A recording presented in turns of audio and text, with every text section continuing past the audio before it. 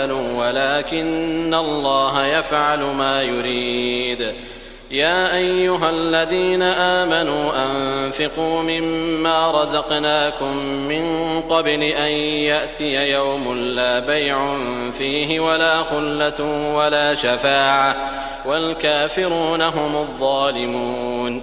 الله لا إله إلا هو الحي القيوم لا تأخذه سنة ولا نوم له ما في السماوات وما في الأرض من ذا الذي يشفع عنده إلا بإذنه يعلم ما بين أيديهم وما خلفهم ولا يحيطون بشيء من علمه إلا بما شاء وسع كرسيه السماوات والأرض ولا يؤوده حفظهما وهو العلي العظيم.